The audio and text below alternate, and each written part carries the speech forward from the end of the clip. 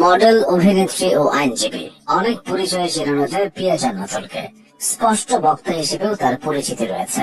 সম্প্রতি ব্যারিস্টার সুমনের দেওয়া একটি সাক্ষাৎকারের পেছনে মিষ্টি হাসির এই অভিনেত্রীর কিছু ছবি এবং ভিডিও সামাজিক যোগাযোগ মাধ্যমে বেশ সাড়া জাগিয়েছে। বর্তমানে তিনি যুক্ত আছেন ব্যারিস্টার সুমনের আইনি ফার্মে। এখানে একজন আইনজীবী হিসেবে নিজেকে প্রতিষ্ঠিত করে চলেছেন। মডেলিং দিয়ে বাংলাদেশের মডেলদের মধ্যে যারা নিজেদেরকে ব্র্যান্ডে পরিচিত করেছেন, পিয়া জান্নাতুল তাদের মধ্যে অন্যতম। শুধু দেশে নয়, বিদেশের মাটিতেও সমান তালে কাজ করেছেন তিনি। ঢাকা থেকে দিল্লি, মুম্বাই, ব্যাংকক থেকে মিশর, প্যারিস থেকে হাঙ্গেরি, এমনকি নিউ ইয়র্কের মঞ্চেও ফ্যাশনের উষ্ণতা ছড়িয়েছেন লাস্যময়ী এই মডেল।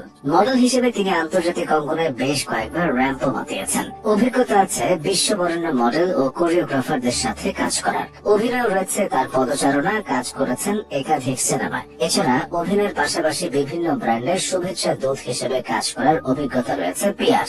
একাধিক অঙ্গনে সফল হওয়া পিয়া জান্নাতুল সম্পর্কে বিস্তারিত জেনে নেওয়া যাক। পিয়া জান্নাতুল 1991 সালে খুলনায় জন্মগ্রহণ করেন। পরিবারের মানুষ আদর করে তাকে পিউ বলে ডাকত। ছোটবেলায় পিয়ার স্বপ্ন ছিল ব্যারিস্টার হবেন, তাই পড়াশোনা করেন লন্ডন কলেজ অফ লিগ্যাল স্টাডিজে। 2007 সালে মিস বাংলাদেশ প্রতিযোগিতায় বিজয়ী হন তিনি। এরপর কর্মজীবন শুরু করেন র্যাম্প মডেলিং এর মাধ্যমে। তিনি ফ্যাশন মডেলিং এর পাশাপাশি একাধিক ব্র্যান্ডের বিজ্ঞাপনে কাজ করতে শুরু করেন।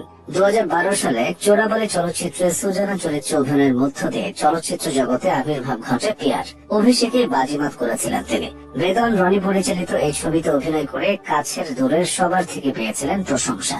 ভালো অভিনয়ের স্বীকৃতি স্বরূপ সে বছর মেরিল প্রথম আলো 2012 এর শ্রেষ্ঠ অভিনেত্রীর জন্য সমালোচক পুরস্কার বিভাগে মনোনয়ন পেয়ে যান পিয়া।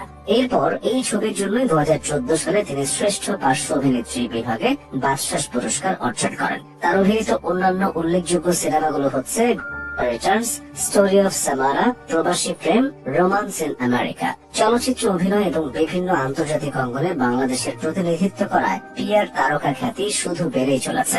তিনি 2011 সালে দক্ষিণ কোরিয়ায় আয়োজিত ওয়ার্ল্ড মিস ইউনিভার্সিটি শিরোপা অর্জন করেছিলেন। এছাড়া মিশরে অনুষ্ঠিত ওয়ার্ল্ড টপ মডেল প্রতিযোগিতায় শীর্ষ মডেল হওয়ার গৌরব অর্জন করেন পিয়া। সফলতা এবং সুনাম লাভের পর 2013 সালে বাহরাইনে আয়োজিত ইন্টারন্যাশনাল প্রিন্সেস প্রতিযোগিতাতেও অংশগ্রহণ করেন তিনি।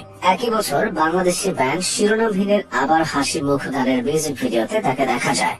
ব্যক্তিগত জীবনে পিয়া জান্নাতুল বিবাহিত, তার একটি ছেলে সন্তান রয়েছে। কর্মব্যস্ততার মাঝেও লেখালেখির অভ্যাস রয়েছে পিয়ার। এদেশের তারকারা নিজের আত্মজীবনী মূলত অবসরে যাবার সময় বা বৃদ্ধ বয়সে লেখেন। পিয়া এখানেও ব্যতিক্রম। নিজের স্ট্রাগলের গল্পগুলো তিনি তুলে ধরেছেন নিজের লেখা প্রথম গ্রন্থে। 2023 সালে বইমেলায় প্রকাশিত হয়েছিল তার লেখা কৈশোর থেকে যৌবনের গল্প বইটি। ক্যারিয়ারের প্রথম দিকে চলচ্চিত্র অভিনয়ের মাধ্যমে বেশ নাম করলেও মাঝখানে নিয়েছিলেন দীর্ঘ বিরতি। তবে সবকিছু ঠিকঠাক থাকলে 2024 সালের ঈদুল আজহায় আবারও বড় পর্দায় দেখা যেতে পারে পিয়া জান্নাতুলকে। তরুণ নির্মাতা রাশিদ পলাশের রং বাজার সিনেমার মুখ্য ভূমিকায় রয়েছেন তিনি। চলচ্চিত্রটি নির্মিত হয়েছে রাজবাড়ির দৌলতদিয়া, যেখানে সাহসী ও ব্যতিক্রমী চরিত্রে দেখা যাবে পিয়াকে। ক্যারিয়ারের শুরু থেকে একের পর এক চ্যালেঞ্জ নিয়েছেন তিনি, সেসব উত্তরেও গেছেন সহজভাবে। বিশেষ এই গুণটি অন্যান্যদের থেকে পিয়া জান্নাতুলকে আলাদা করেছে।